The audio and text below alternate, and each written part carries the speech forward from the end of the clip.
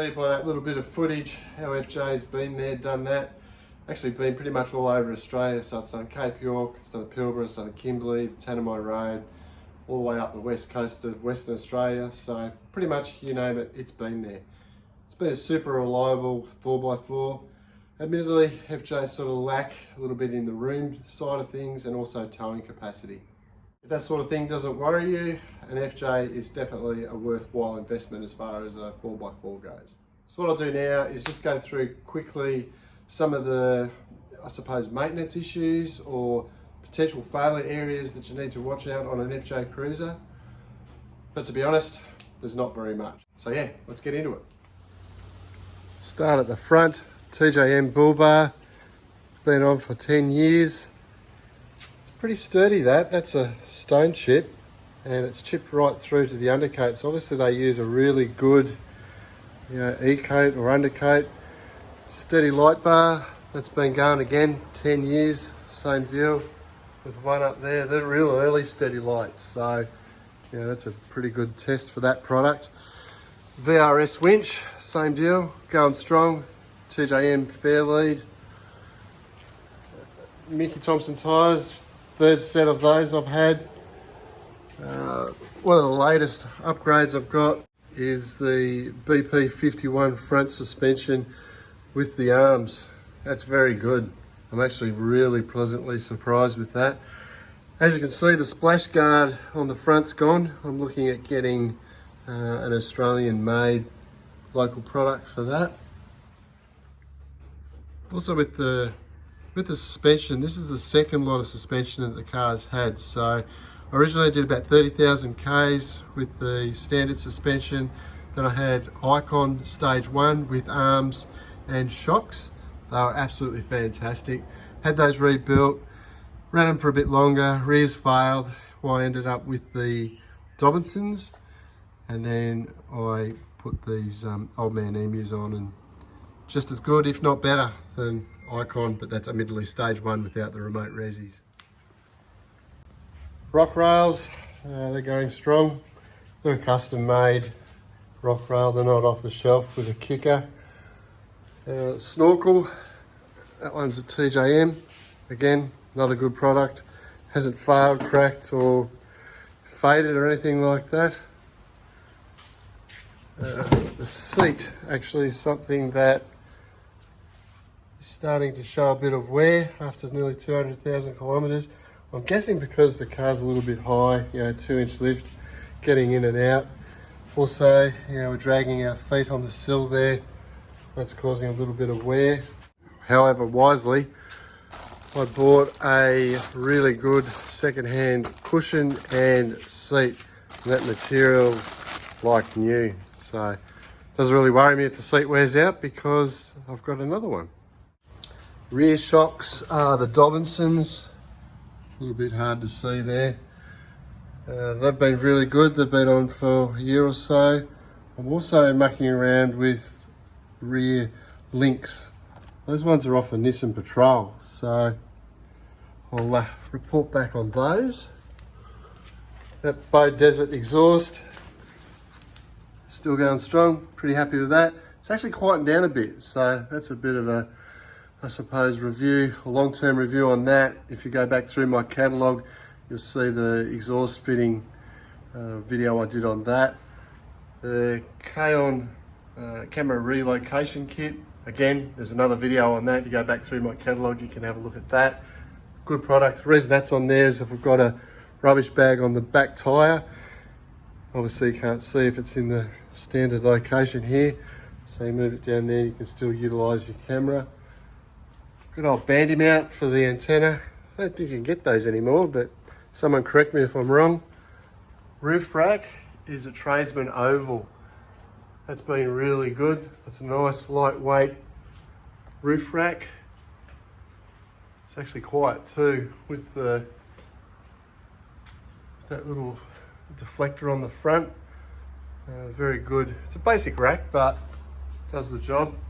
In hindsight, what I probably would have got is maybe the half-size sides, because they're a little bit tall.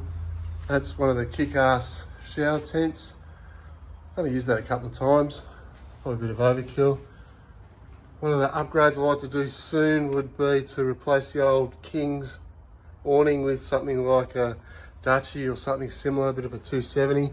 It'd be good. I'm trying to keep the weight down.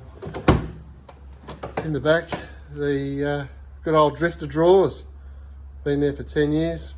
Pretty good. No dramas. Actually, I did have a drama. Something moved in there. Had to drill out that screw to get it, because what happens is something sticks in there and blocks that from going down. You can't open it. So I don't know whether they've got a cover or anything for the new ones, but it's a minor thing. Got a pet barrier in there as well for the dogs. Underneath, Airbag Man airbags. That's my second set of those. I wore out the not so good ones, the red ones, but these ones seem to be okay. If you're wondering why that diff and chassis looks so good, I'm using that chassis shield product. It seems to be quite good. It's a little bit sticky, a little bit greasy, but nothing seems to stick to it, so that's good. And we've got those lower shock mount protectors. I'll get around the other side and give you a bit of a look at those. They're also from K-On. Absolutely fantastic product, like everything else from K-On. That's the front view of those lower shock mounts. In the remote resis for the rear Dobinsons. They've been good. Again, if you go back through my catalogue, there's a fitting video of that. Long Ranger tank, that's been very good as well. I did crack it, but that was due to extreme corrugations, and to Long Ranger's credit, they repaired it absolutely free. The Boat Desert exhaust, still going strong, no leaks, no rattles.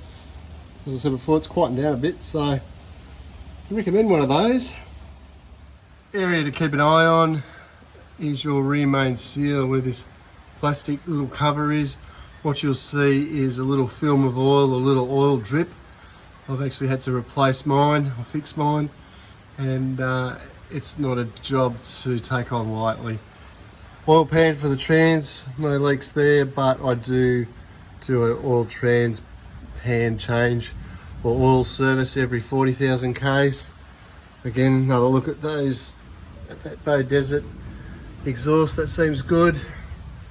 And that chassis shield product, again, makes everything look really nice. Plenty of grease on the tail shafts.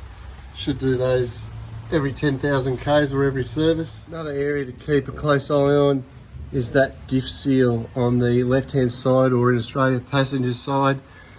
What you'll see is a weep right here, or a drip. So keep an eye on that one. That one I had to replace.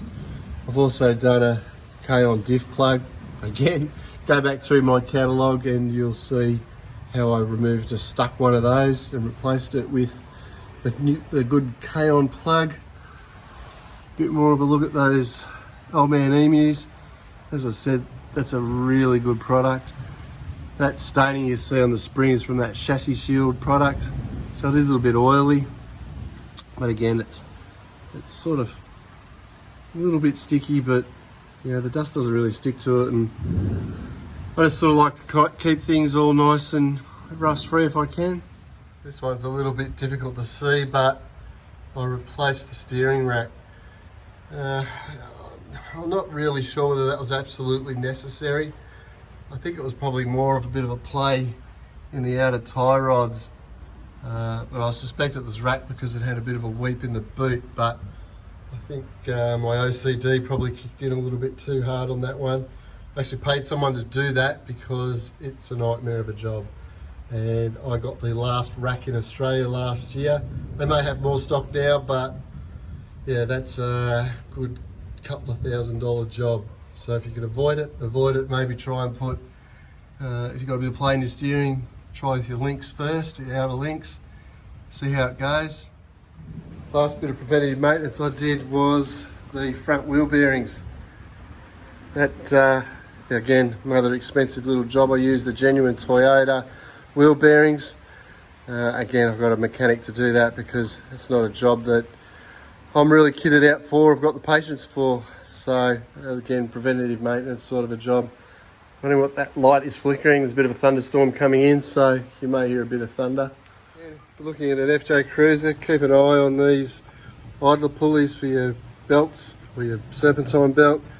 Those ones are done about 120,000. The fan still spins nice, 200,000 Ks. Engine, pretty stout, good thing.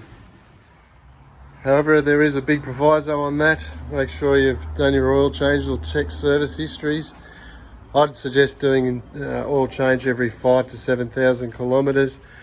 Again, if you want to look a little bit more in detail, go back through my catalogue and have a look at the what to look for when buying an FJ Cruiser. And I suppose one of the big things is service history. So there you have it. As I said, there's not a whole lot that goes wrong with the FJ Cruiser. I think there's sort of that era of Toyota that was tried and true. Typical Toyota, they seem to run the same running gear for a long period of time. Once they know they're onto a good thing, that's what they use. So thanks for tuning in. If you got some value out of this episode, by all means, if you give me a thumbs up, much appreciated. Even better if you give me a subscribe. Got some more FJ content coming in. So yeah, stay tuned and see you in the next one.